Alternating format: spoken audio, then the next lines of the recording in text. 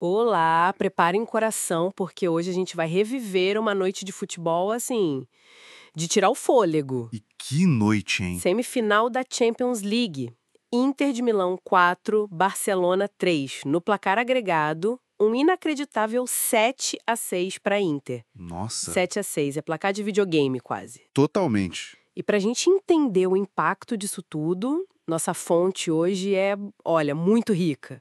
Uma thread online pós-jogo, sabe, cheia de reações apaixonadas. Imagino, principalmente da Inter, né? Sim, a maioria da Inter, claro, mas o legal é que tinha muito comentário respeitoso de torcedor do Barça também. Isso foi bacana de ver. Que legal. Mostra a grandeza do jogo, né? Exato. E a nossa missão aqui é justamente mergulhar nessa montanha russa de emoções, destacar os pontos-chave do jogo, tudo pelo olhar de quem viveu aquilo ali, né? Intensamente. Então, bora lá? Vamos lá. A intensidade nos comentários era, nossa, palpável. Tinha gente falando que envelheceu 10 anos, que quase teve um infarto. Clássico de jogo, Pois assim. é, gente sem voz, gente chorando. Muitos compararam com a semifinal de 2010, aquela histórica, sabe? E cravando mesmo.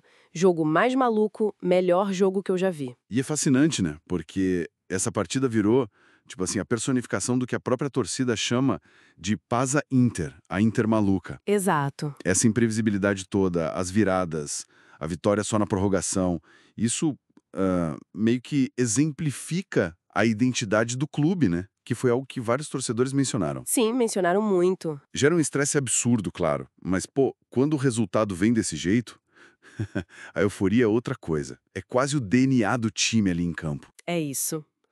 Essa loucura coletiva foi o grande tempero da noite, né? E refletiu em cada comentário. E aí, nesse cenário meio caótico, alguns jogadores se destacaram muito. É aqui que a história fica, realmente interessante. Começando pelo Francesco Azerbi. Ah, o Azerbi. Que personagem. Cara, um jogador de 37 anos. Já venceu um câncer 2 vezes, perdeu o pai, lutou contra o alcoolismo, e aí ele vai lá e é um pilar em campo. Liderança na defesa e ainda faz o gol de empate. Crucial, no fim do tempo normal e com o pé que nem é o bom dele. Inacreditável.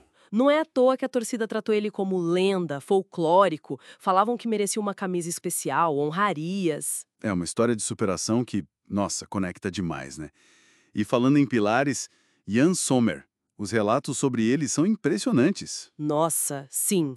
O que falaram do Sommer? Falavam de um goleiro em modo divino, fazendo defesas milagrosas. Teve uma especialmente contra o Lamine Yamal. Aquela foi chave. Pois é. E ele foi eleito o melhor em campo, o MOTM, mesmo levando 3 gols. Isso diz muito, né? Demais.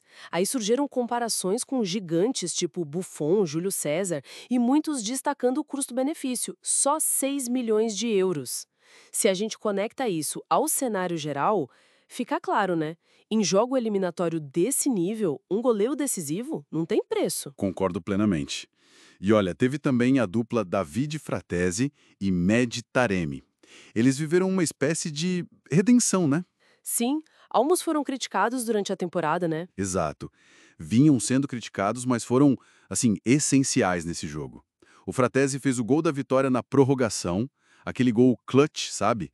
No momento exato. Decisivo. E o Taremi, além da assistência para o gol, foi muito elogiado pelo trabalho de pivô, segurando a bola lá na frente, e pela entrega na defesa também. Alguns torcedores disseram que foi um dos melhores jogos dele pela Inter. Que bom pra eles, né? E é justo mencionar outros nomes que a torcida fez questão de exaltar também. Denzel Dumfries, pela importância nos 2 jogos. Sim, o Dumfries foi muito bem. Lautaro Martinez e Marcos Thuram, que jogaram com dores, mostrando uma garra imensa. E, claro, o técnico, Simone Inzaghi. Pelas táticas, pelas substituições que funcionaram, como as entradas do Zielinski e do próprio Fratesi, né? Verdade, as mexidas dele foram importantes. Foi um esforço coletivo, sem dúvida, mas com esses heróis brilhando um pouco mais forte naquela noite. E essa soma toda levou muita gente a classificar o confronto não só como épico, mas talvez como a melhor semifinal da história da Champions, ou até o melhor duelo da história da competição. Afinal, foram 13 gols no agregado. 13 gols. É muita coisa para uma semifinal. E o que chama atenção, além do drama todo, foi o respeito mútuo nos comentários, né? Isso foi muito legal mesmo. Vários torcedores do Barcelona, assim, dando os parabéns para a Inter, reconhecendo a superioridade no jogo, desejando sorte na final, descreveram como um confronto épico apesar da derrota do time deles.